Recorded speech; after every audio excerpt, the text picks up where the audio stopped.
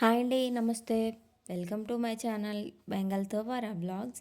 ఈరోజు వీడియోలో పల్లెటూరు స్టైల్లో ఎండు నెత్తల కర్రీ నీచు వాసన లేకుండా ఎలా తయారు చేసుకోవాలో చూసేద్దామా. ముందుగా ఒక 2 మీడియం సైజ్ ఆనియన్స్, ఒక 4 టమాటాలను తీసుకొని సన్నగా కట్ చేసి పెట్టుకోవాలి.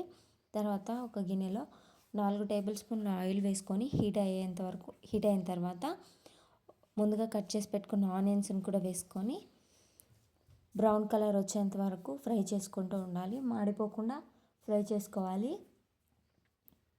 అవి మీడియం ఫ్లేమ్లో పెట్టుకొని కొంచెం ఫ్రై అయిన తర్వాత అందులోనే 2 టేబుల్ స్పూన్ల అల్లం వెల్లుల్లి పేస్ట్ కూడా వేసుకోవాలి. అల్లం వెల్లుల్లి పేస్ట్ వేసుకొని పచ్చివాసన పోయేంత వరకు ఫ్రై చేసుకోవాలి. అవి ఆనియన్స్ అనేవి లైట్ బ్రౌన్ కలర్ వచ్చేంత వరకు ట్రాన్స్పరెంట్ అయ్యేంత వరకు కలుపుకున్న తర్వాత అల్లం వెల్లుల్లి పేస్ట్ కూడా పచ్చివాసన పోతుంది. తర్వాత అందులోనే ఒక 2 రెమ్మల కరివేపాకును కూడా వేసుకొని లో ఫ్లేమ్లో పెట్టుకొని మాడిపోకుండా ఫ్రై చేసుకోవాలి. ఇలా ఫ్రై అయిన తర్వాత అందులోనే ముందుగా మనం కట్ చేసి పెట్టుకున్న టొమాటోస్ని కూడా వేసుకోవాలి. ముందుగా కట్ చేసి పెట్టుకున్న 4 మీడియం సైజ్ టమాటాలను కూడా కట్ చేసుకొని వేసుకొని మగ్గనించుకోవాలి. ఇది కలుపుకుంటూ మగ్గనించుకోవాలి. బాగా మాడిపోనివ్వకుండా టమాటాలలో నుంచి ఆయిల్ పైకి తేలేంత వరకు కలుపుకుంటూ ఉండాలి. కింద అడుగంటనివ్వకుండా కలుపుకుంటూ మధ్యలో కలుపుకుంటూ ఉండాలి. మాడిపోతే మళ్ళీ టేస్ట్ మారిపోతుంది కాబట్టి చూసుకుంటూ కలుపుకుంటూ ఉండాలి. అందులోనే 1 టేబుల్ స్పూన్ పసుపు, 1 టేబుల్ స్పూన్ సాల్ట్ వేసుకోవాలి. సాల్ట్ వేసుకొని వాటిని కలుపుకొని మగ్గనిచ్చుకోవాలి బాగా.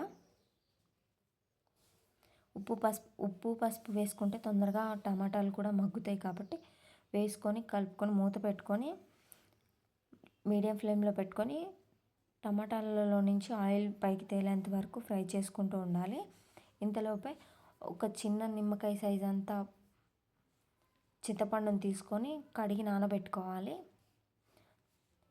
నానబెట్టుకున్న తర్వాత ముందుగా మనం టమాటాలను మూత తీసుకొని ఒకసారి కలుపుకొని టమాటాలని కొంచెం మ్యాష్ చేసుకుంటే మెత్తగా గుజ్జుగా వస్తుంది. టమాటాలన్నీ మగ్గిన తర్వాత అందులోనే ముందుగా మనం సాల్ట్ వేసుకొని కడిగి పెట్టుకున్న ఎండు నెత్తాలను కూడా వేసుకొని కలుపుకోవాలి. ఇలా ముందుగానే సాల్ట్ వాటర్లో కడిగి పెట్టుకుంటే ఎండు చేపల్లో ఉన్న నీచు వాసన అనేది ఎక్కువ స్మెల్ రాకుండా బాగుంటుంది.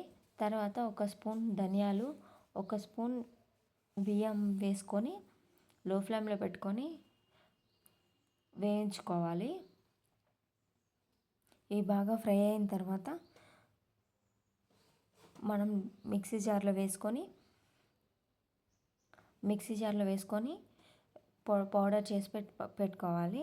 అందులోనే ఒక గడ్డ వెల్లుల్లిని కూడా వేసుకొని మెత్తగా మిక్సీ పట్టుకొని పక్కన పెట్టుకోవాలి. తర్వాత మూత తీసుకొని ఎండు నెత్తాల్లో మగ్గినాయా లేదా చూసుకోవాలి. టమాటాలను కలుపుకుంటూ అప్పుడప్పుడు కలుపుకుంటూనే ఉండాలి, లేకపోతే అడుగంటుతుంది.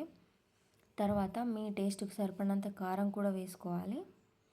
కారం ఎక్కువ తినేవాళ్ళు కారం ఎక్కువగా వేసుకోవచ్చు. కారం వేసుకొని కలుపుకోవాలి. అది కొంచెం కలిపిన తర్వాత ముందుగా మనం చింతపండుని నానబెట్టుకున్నాం కదా, దాన్ని జ్యూస్ చేసుకొని ఇందులో వేసుకొని కలుపుకోవాలి. మళ్ళీ ఒకసారి కలుపుకొని మూత పెట్టుకొని మగ్గించుకోవాలి. ఈ ప్రాసెస్ అంతా మీడియం ఫ్లేమ్లోనే పెట్టుకుంటే కర్రీ టేస్ట్గా ఉంటుంది, మాడిపోకుండా ఉంటుంది. మూత పెట్టుకొని ఒక 5 నిమిషాల వరకు మగ్గనివ్వాలి. అది మగ్గిన తర్వాత మీకు వాటర్ కావాలంటే వేసుకోవచ్చు, లేకపోతే లేదు. నేను ఒక 1/2 గ్లాస్ వరకు వాటర్ వేసుకొని కలుపుకొని మళ్ళీ ఒక్కసారి మూత పెట్టుకొని మగ్గించుకోవాలి ఒక 10 నిమిషాల వరకు.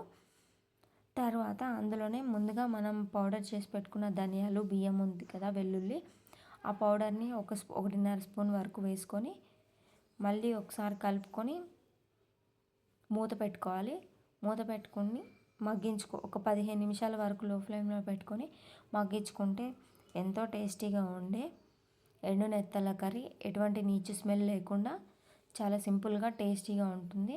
ఈ విధంగా ఒకసారి ట్రై చేసి చూడండి. Please subscribe to my channel. Thanks for watching.